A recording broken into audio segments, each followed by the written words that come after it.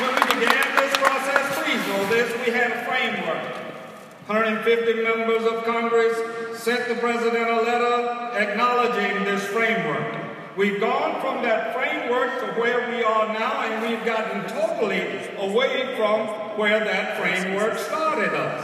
I find it passing strange that at different times we have heard different things from the administration with regard to whether or not Iran would ever get a nuclear weapon. Not 8 years, not 10 years, not 15 years, which are numbers in the deal. And I can't believe, knowing the principals that were at the table and knowing two of them extremely well, John Kerry and Wendy Sherman, I can't believe, and all you would have to do is ask me if I was at that table with Zarif, what would I have led with? What I would have led with is, you need to give me a good faith gesture now. And that is, release the 3 hostages and tell us when I went on the Intelligence Committee, we were told that Iran would have the capacity by 2012 to develop nuclear weapons. People talk about our intelligence not being right on. Well, it was spot on. Because when this deal began, we learned that Iran had the capacity to, in 2 to 3 months, build from 1 to 10 nuclear weapons. If they were only doing it for civilian use for 10 years and they cheated and IAEA couldn't find them, what in the hell makes us think they are going to cheat again? All right. And I can't believe that I could sit and negotiate with people that could tell me that when it came to inspection and verification, that no American scientist, even though I had one of the best in the world, Moniz, sitting next to me, no American scientist can be a part of the IAEA inspections team. That's a part of the annex that you keep hearing about. I find that patently ridiculous. So verified by that same agency that has lied to Iran that 10 years that you heard me talk about in order that they might be able to get a deal. And what part of liken it, if you will, to North Korea and Bill Clinton, who also said that they were not going to get a nuclear weapon.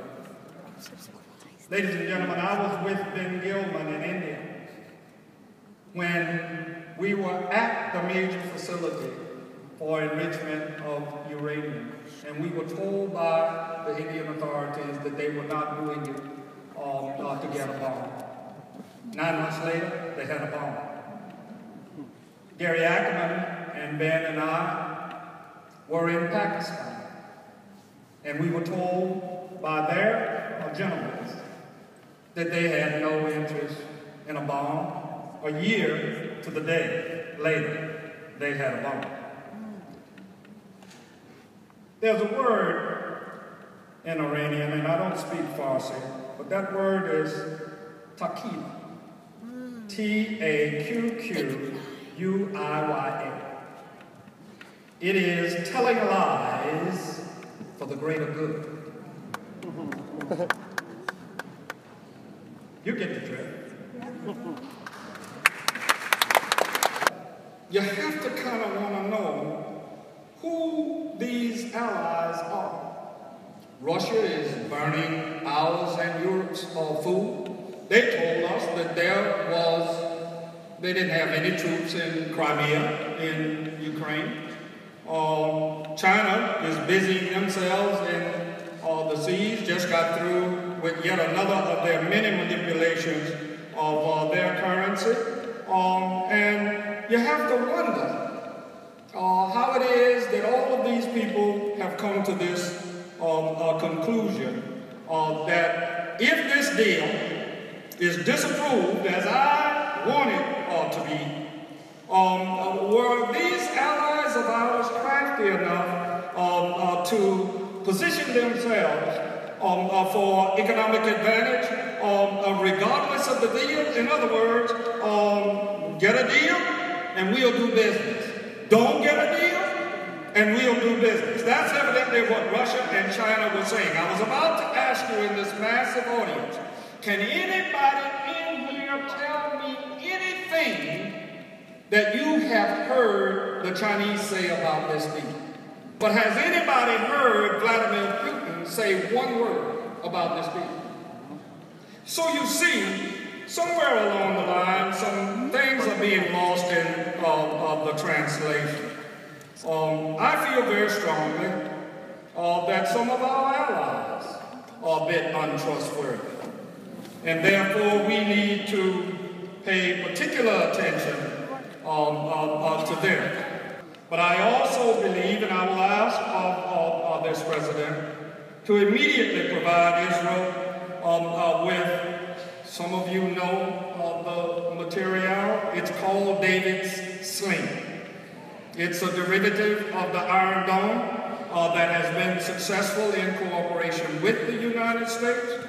I also believe that the Arrow 300, and particularly in light of the fact that Russia has chosen to send the S-300, I think we need to give Israel the Arrow 300, and we also need to give them bunker buster bombs now.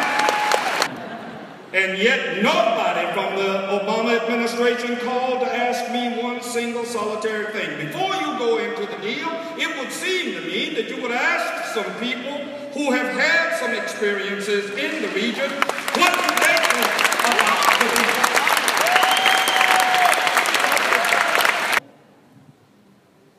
The president recently said that the people that supported the Iraq War are the same people that are in alliance with the Ayatollah and his functionaries. He did not say it that way, but you get my drift. I did not vote for the Iraq War, Mr. President, and I am going to vote against your Iranian deal.